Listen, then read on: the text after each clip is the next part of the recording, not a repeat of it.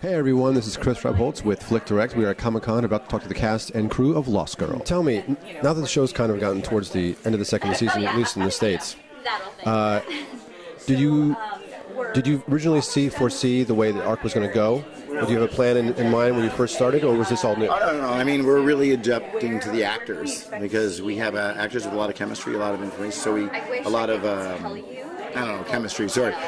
So we really have been writing the story as we go with them. We sort of have the big story for the season, but all the things on how we get there, we make that up sort of every week. Now, what did you find most appealing about working on the show?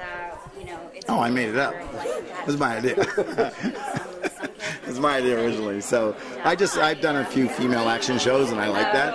I like putting a strong woman in front.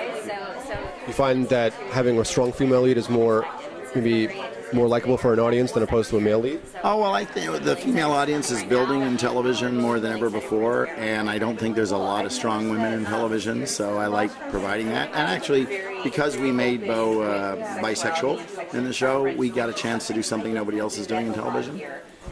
Did you think, when you worried at all, when you thought making Bo like a succubus and have coming this bisexual aspect to her, you think it was maybe you might get a little bit of a criticism? Criticism? No, I had a hard time selling the show. Nobody wanted to touch a show about a girl who kills people in sex. But, so I had to sort of do the pilot and start the series all by myself. Nobody wanted to help me, other than the Canadian broadcaster. But, yeah, it was a risky thing to start anyways. And there are some people that are not so crazy about the storyline. But so we do get some sort of right-wing people saying we don't like this. But, no, but it's doing really well. Are you happy with the show has, obviously snowballed into this juggernaut in the States. Are you happy with the way it's gone? Oh, yeah. No, I'd like to see more advertising, as every producer would. But our internet presence is so huge. According to the Sci-Fi Channel, people are DVRing the show. We got this huge, very dedicated fan base. If you watch the internet, 15 minutes into every episode, they're already chatting, so it's really quite fun. Now, as far as the characters are concerned, do you have an idea in the long run going into the third season, making some changes to the core of the characters, or kind of keeping things the way they're going? Well, in season 3 we added a troublemaker. Going to challenge every character a little bit and bring out some elements of the characters we haven't seen before. So we're using that new character as a vehicle to sort of screw things up a bit. Stir the pot, so to speak. Yeah, exactly. Well, switching tack a little bit, is this your first time coming to the convention? No. We were here last year, and the funny thing was we had a pretty big turnout for a show that wasn't on the air in the States. And I was here years ago with a graphic novel that I was optioning to make a movie. And I'll probably be here again next year with this and another project. Comic-Con's fun. Can you tell us a little bit about the other project?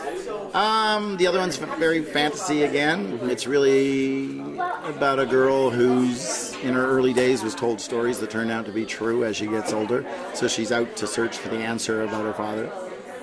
What do you think the appeal is for audiences with this whole kind of fairy tale kind of culture and lifestyle? Well, I think everybody likes to escape, but what we do in Lost Girl is we take everyday issues that people need to deal with, and we put them in a fantasy world. It makes it a lot easier to deal with social issues if you're in a fantasy environment. Tell us, playing Kenzi, she's kind of the only human role in the show.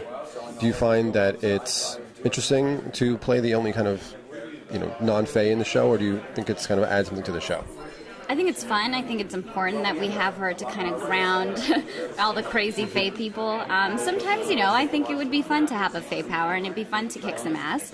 But I really think that Kenzi's courage and her fearlessness is almost like her fae power, because everyone else has these advantages, and she has to be put into these situations where she's fighting these crazy fae monsters. And as a human, I don't know about you, but I would either have a heart attack or run away screaming and crying, and I just couldn't face situations like that. So I really admired that about her. So in a way, I think that's her fae power, her ability to just stand her ground no matter how scared she is. She would never let that affect her, and she would never let that kind of overpower her need to be loyal to Bo and to fight by Bo's side. Well, in a way, she's very much kind of like a scrapper in a way, because even from the beginning, from the first episode, when she met Bo, even though she was shocked by this whole new world that she was experiencing, she adapted to it very, very quickly. that's what I love about her, is that anybody else would be like, oh my god, like, who are you? I'm so scared. But she just found it fascinating, and right away they had this bond, even though not only are they completely different people, but they're just completely different. I mean, she's a human, and Bo is a fae. But they found a common ground, and I think that's what's really cool, is that Kenzi's like, all right, like, whatever. Again, in my life, if I found that out, I'd be like, oh my god. But for Kenzi, she's like, that's cool. I like you. You're different. Do you find that's what appeals to you the most about the character? Yes, I mean, there's so many things that appeal to me. I'd never played the comedic relief before. For most of my career, I've just had very dramatic roles. So I was very challenged by that, which made me really excited, because as an actor, I'm just not creatively satisfied unless I'm constantly being challenged. So that's something that I have to kind of deal with every day, and I'm always like, am I funny? I don't know. Hopefully this is funny enough. The fact that she's, like I said, courageous and fearless and witty and has this business sense, and she's funny. She's funny, and she has a lot of heart, and I admire her. One of the beautiful things I find about the show is the friendship between Kenzi and Bo is just that it's like a sisterly kind of thing, but at the same time, almost in a way like a mother-daughter kind of relationship. Yeah, it's interesting. As much as they're sisters, in moments where Bo doesn't know things about the world and Kenzi has this amazing street sense, she teaches Bo. In moments where Kenzi doesn't know anything about the Fae world, Bo is there to teach her. So I think they complement each other very well. Finally, I noticed, at least as far as the stakes are concerned, we're only midway through the second season, but so far the love interest for Kenzi has been introduced. Can you give us a little bit of a hint as far as where that goes? Without giving too much away, oh my god. First of all, the actor that plays Nate, Aaron Ashmore, is phenomenal. I was very, very lucky. He just brought the whole story up to a totally different level, which I think was important. I wanted this to be a deep relationship, nothing superficial, something that would really pull at Kenzi's heartstrings and make her question what kind of a life she wants, because she's made a decision to be by Bo's side and be loyal and be there for her forever. And I think Nate comes in and he kind of makes her, question where her life is headed and where her life could head if she, falls in love with him and they kind of continue this kind of whirlwind romance. So I'm excited for sci-fi fans to experience that relationship. All right. Well, thank you for talking to us. Thank you so much. Take care. We're mid-season in the States here still, so far you're still kind of dealing with the actions that took place at the end of season 1, with you kind of giving up your love for Bo. Usually with most characters, they kind of just, the relationship has to fight and they're not speaking for a while. With yours, it's like there's this void inside of you that you're kind of dealing with, and Bo doesn't really understand it. How do you have to deal with that as far as acting is concerned? Well, it was a real challenge, because how do you play the absence of something, right? So I struggled with it for a while, and it was kind of like, and also we have to make decisions, like, does he remember how it feels? What is the difference between remembering how it feels and not feeling it, right? So we kind of figured out it was just, we were going to have to go with a lot of frustration, and then also that he doesn't really know the extent of it, which is why he tries his relationship with Kiara, only to discover that, he can't feel anything anymore. And then he goes on a pretty dark trajectory for a while, and it was definitely challenging and very trying and draining for a while, because it was a pretty dark place to be in, you'll just have to see at the end of season 2 how it all works itself out. Now this character, Dyson, is very kind of the, I guess, macho male, very kind of warrior male. Do you find it appealing to kind of play that kind of a character, or do you want more like something a little bit lighter?